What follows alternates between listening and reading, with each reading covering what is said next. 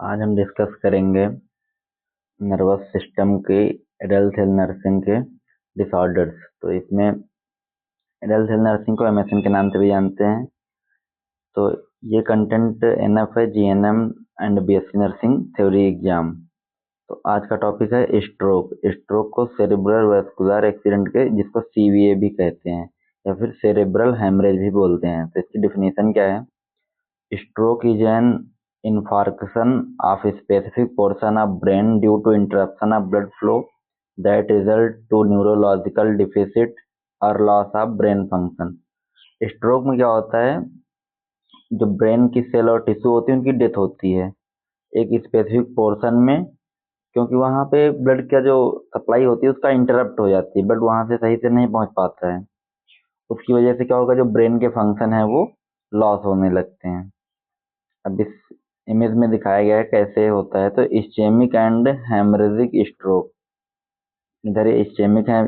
Ischaemic का मतलब है वहां पे ऑक्सीजन की सप्लाई नहीं हो रही है। हेमरेजिक का मतलब है ब्लड वेसल कहीं हेमरेज, ब्लड वेसल कहीं रप्चर हो गई है उसकी वजह से। तो ये देखो यहाँ पे दिखाया गया है ब्लड वेसल जो है रप्चर हो गई है, इसकी वजह से क्या है, पूरे ब्रेन में ब्लड नहीं जा पा रहा है। हेमरेजिक क्या है, इधर लिखा है इस्चेमिक। इस्चेमिक में इसमें ऑक्सीजन की सप्लाई सही से पूरे ब्रेन में नहीं हो रही। तो इन दोनों कंडीशन में जो ब्रेन का फंक्शन है वो इंटरप्ट होगा, क्योंकि उसमें ब्रेन को ऑक्सीजन और ब्लड सप्लाई सही से नहीं होगी। तो इसका इटियोलॉजी, इसके कॉजेज क्या हो सकते हैं ब्रेन में सही से ऑक्सीजन ना पहुंचने के और ब्लड ना पहुंचने के कारण क्या हो सकते हैं। तो पहला है थ्रम्बोसिस। थ्रम्बोसिस का मतलब होता है blood clot in blood vessels और ब्रेन और नेक। जो ब्लड का क्लॉट है वो ब्लड वेसल में, ब्रेन में या फिर गर्दन में, नेक में हो गया तो उसकी वजह से थ्रम्बस फॉर्मेशन होगा, ब्लड सही से नहीं जाएगा। Cerebral embolism, the condition in which embolus become locked in an artery and obstruction of blood flow.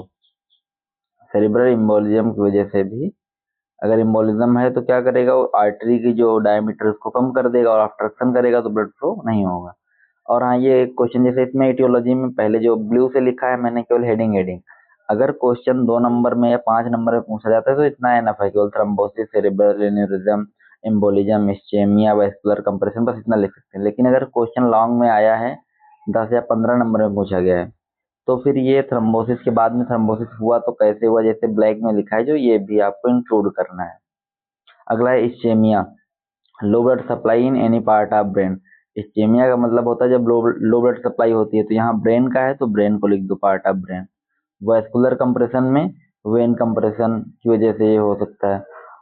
Arterial spasm, अगर आर्टरी कॉन्ट्रैक्ट हो रही है तो क्या होगी, आर्टरी का डायमीटर कम हो जाएगा तो उसकी वजह से क्या होगा, ब्लड नहीं जाएगा सही से। रिस्क फैक्टर में वही alcoholism, diabetes mellitus, HIV, smoking, ये तो सब हर डिजीज में लिखने हैं। ओबेसिटी, इसमें जैसे रिस्क फैक्टर में हाइपरटेंशन, मतलब अगर जिसकी बीपी इंक्रीज है उसको सीवीए होने के ज्यादा चांस होते हैं। Previous transient ischaemic attack, heart disease, atherosclerosis. Atherosclerosis मतलब क्लॉट का, इसमें भी वही एथेरोस्क्लेरोसिस में जो फैट होता है उसका डिपोजिशन होता है आर्टरी या ब्लड वेसल में। Elevated cholesterol level, diabetes mellitus, obesity, carotid red blood cell disorder, cigarette smoking, oral contraceptives, emotional stress, family history, ये सब इसके रिस्क फैक्टर हैं। फिर पैथोफिजियोलॉजी, पैथोफिजियोलॉजी मैंने कामा लगा के कर दिया है, इसको आप लोग जैसे एक लाइन नीचे लिखते हैं ना वैसे करके लिखना। तो ड्यू टू इटियोलॉजिकल फैक्टर या ड्यू टू कॉजेज, कॉजेज मतलब इटियोलॉजी ही होता है। तो कॉजेज में थ्रम्बोसिस या फिर इम्बोलिज्म, फिर उसके बाद में पार्शियल और कंप्लीट ऑब्स्ट्रक्शन। इसकी वजह से थ्रम्बोसिस ये जब हो जाएगा तो इसकी वजह से क्या होगा, ऑब्स्ट्रक्शन हो जाएगा, या तो कंप्लीट ऑब्स्ट्रक्शन हो जाएगा। अगर इम्बोलिज्म बड़ा है तो कंप्लीट ऑब्स्ट्रक्शन, छोटा है तो पार्शियल ऑब्स्ट्रक्शन। इन सेरिब्रल ब्लड फ्लो, जो ब्रेन के लिए ब्लड फ्लो होता है उसमें ये होगा ऑब्स्ट्रक्शन। उसकी वजह से क्या होगा, इस्चेमिया होगी। इस्चेमिया मतलब ऑक्सीजन की सप्लाई कम हो जाएगी। फिर जब वो कम होगी तो थोड़ी देर बाद में 4-6 मिनट में नेक्रोसिस होने लगेगी। नेक्रोसिस मतलब tissue death in affected part of brain.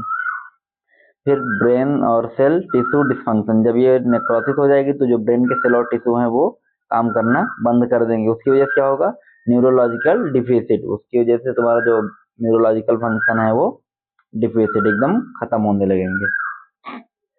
अगली हेडिंग है sign symptom. Sign symptom clinical manifestation इसके क्या होंगे?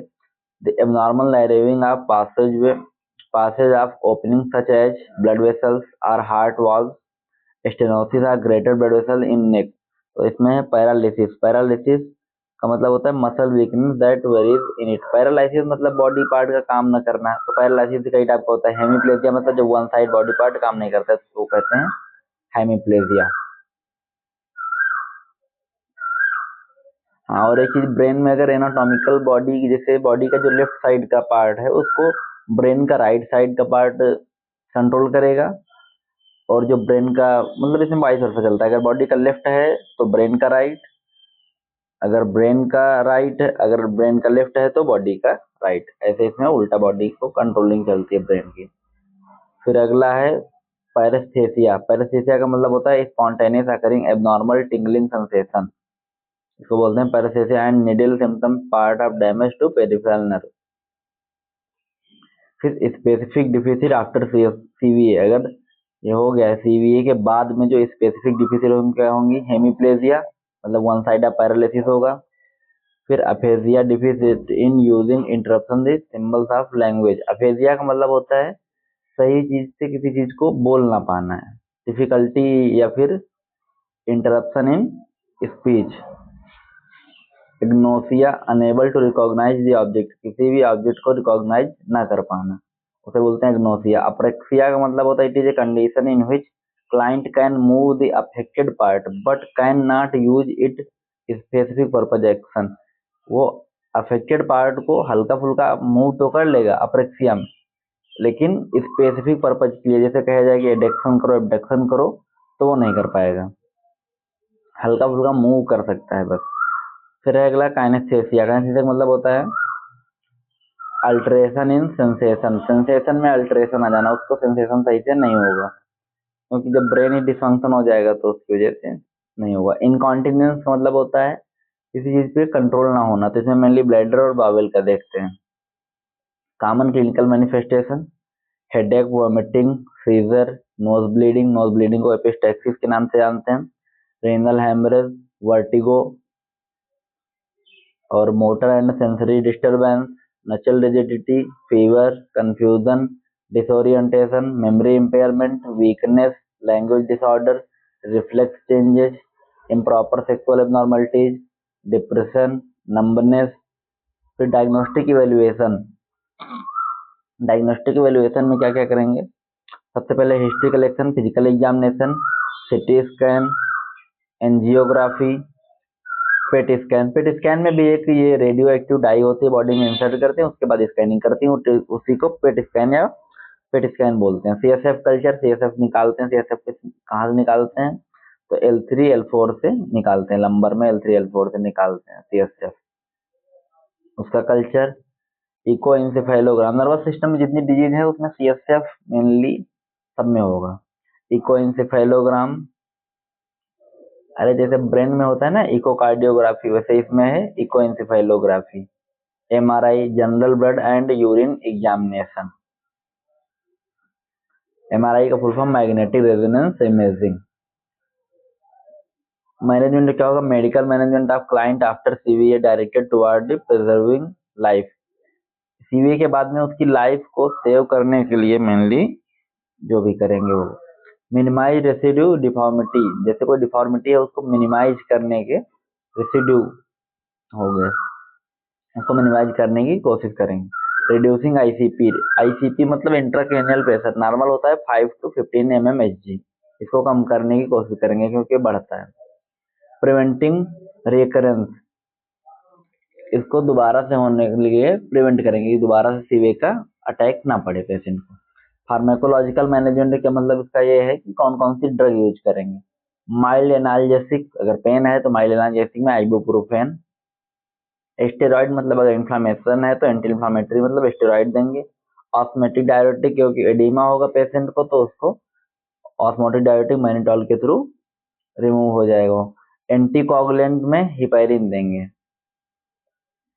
क्योंकि ये क्लॉट नहीं बनने देता है, तो जो क्लॉट है और अधिक क्लॉट नहीं बनेंगे उस वजह से कॉम्प्लिकेशन कम होंगे। एंटी हाइपरटेंसिव एजेंट में वेरामपिल। एंटी हाइपरटेंसिव का मतलब है बीपी को कम करने के लिए जो देंगे एंटी हाइपरटेंसिव। विराम विरापमिल एंटी एपिलेप्टिक में फेनाइटोइन देंगे। एपिलेप्सी वही मतलब सीजर, जब रिकरेंट एपिसोड ऑफ सीजर होते हैं उसको एपिलेप्सी बोलते हैं, उसको रोकने के लिए फेनाइटोइन देंगे। डाइटरी मैनेजमेंट में क्योंकि पेशेंट जो है वो अनेबल होगा सैलोइंग करने में तो उसको फ्लूइड रिच डाइट देंगे। सर्जिकल मैनेजमेंट में it depend upon the site of infection and particularly cause if ICP is more than 30 to 40 mmHg then orally surgery will perform. अगर आईसीपी का लेवल 30 या 40 mmHg से ज्यादा है तो केवल सर्जरी ही परफॉर्म होगी, क्योंकि नॉर्मल आईसीपी 5 से 15 होता है, 5 से 15 mmHg होता है, इसमें 30 से 40 ऊपर गया तो surgery. Surgeries are evacuation of haematoma, अगर हिमेटोमा भी जो बताया था इमेज में अगर वो है तो उसको इवैक्यूएट कर लेंगे, बाहर कर देंगे, रिमूव कर देंगे। कैरोटिड इंडार्टेरोटमी मतलब removal of material on inside of the artery, अगर आर्टरी के इनसाइड में कोई भी मटेरियल है, क्लॉट फॉर्मेशन हुआ है, कुछ भी है वैसा फाइट का अकुमुलेशन हुआ है आर्टरी के अंदर तो उसको रिमूव कर देंगे।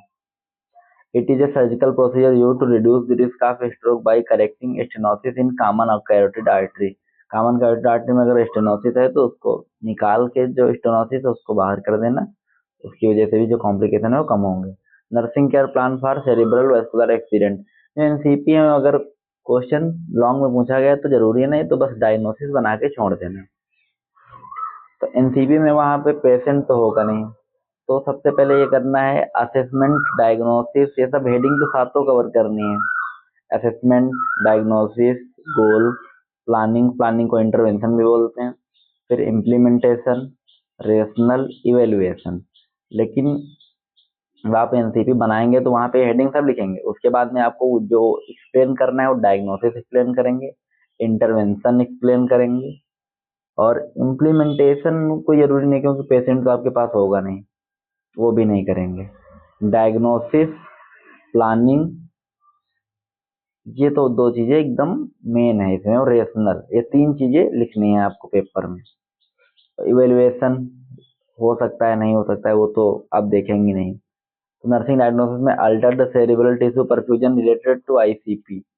अब आए एविडेंस बाई, जब आईसीपी चेक करोगे पेशेंट की कंडीशन होगी तो ये as evidence by patient, as evidence by इसमें लिख सकते हो, एज एविडेंस बाई में इन्वेस्टिगेशन रिपोर्ट, नहीं भी कोई जरूरी नहीं लिखो।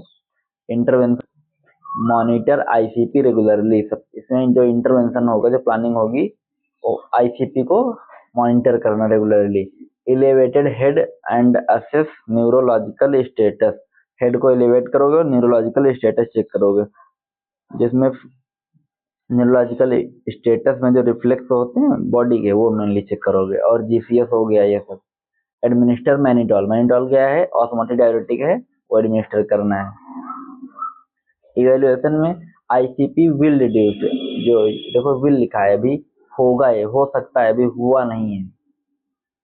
नर्सिंग डायग्नोसिस फिर से दूसरी है, impaired physical mobility related to paralysis, as evidence by observation, या फिर पेशेंट वर्बलाइजेशन तो करेगा नहीं, पेशेंट इंडिकेशन बोल सकते हो, या patient family member to inform the medical profession. Intervention में maintain the position of patient, जो पेशेंट की पोजीशन है उसको मेंटेन करोगे। Always patient position on unaffected side, जिस बॉडी साइड में अनअफेक्टेड है उस साइड में बॉडी पोजीशन, जैसे राइट साइड की बॉडी में हेमीप्लेजिया हुआ है तो हेमीप्लेजिया राइट साइड में हुआ है तो उसको जो पोजीशन प्रोवाइड करेंगे लेफ्ट साइड प्रोवाइड करेंगे, राइट साइड में नहीं प्रोवाइड करेंगे। Should not place the pillow under the knee are patient, patient की नी के बिलो में, अंडर नीचे में कोई पिलो नहीं लगानी है। इवेल्युएशन में फिजिकल मोबिलिटी इज मेंटेन्ड। फिर nursing diagnosis, risk, high risk for injury related to paralysis. Risk for injury जितनी रिस्क वाली होती है ये डायग्नोसिस लास्ट में बनाई जाती है। तो इसमें है इंटरवेंशन में maintain bed side rails, bed side rails को मेंटेन करना। Should not leave patient alone, patient को एलोन नहीं छोड़ना, क्योंकि क्या है ये पैरालिसिस है, अनकॉन्शियस टाइप का होगा, आधा सेमी कॉन्शियस, तो उसमें जो पेशेंट है बेड से नीचे फॉल डाउन भी हो सकता है, तो इसलिए साइड रेल उस पेशेंट को अकेला नहीं छोड़ना है, और उसमें यूज इफेक्टिव लाइटिंग, लाइटिंग का अच्छा अमाउंट में प्रयोग करना है। Evaluation patient having safe and reduced high risk of injury. अगला है nursing diagnosis, nutrition imbalance related to inability to swallow as evidence by patient. As evidence by observation भी लिख सकते हो सीधे सीधे, कोई जरूरी भी नहीं है लिखो ही। इंटरवेंशन में check patient weight and nutrient intake daily, इसमें पेशेंट का वेट और न्यूट्रिएंट इनटेक डेली चेक करना है। इनपुट आउटपुट, हाँ visitor entry should be restricted, जो विजिटर की एंट्री है वो थोड़ा सा रिस्ट्रिक्ट करने, बहुत ज्यादा विजिटर नहीं आने। Assess like and dislike of patient. Evaluation में patient nutritional status has improved, nursing diagnosis के लिए altered body temperature related to disease process. Intervention में monitor temperature at regular intervention. If hypothermia provide hot application, अगर hypothermia है तो hot application. Hypothermia मतलब fever का जो वो है टेम्परेचर जो है नॉर्मल से कम हो जाना, उसको बोलते हैं हाइपोथर्मिया, तो उसमें हॉट एप्लीकेशन प्रोवाइड करोगे। अगर हाइपरथर्मिया है तो एंटीपायरेटिक, मतलब फीवर का जो ड्रग वर्क करे उसे antipyretic. Maintain room temperature of patient.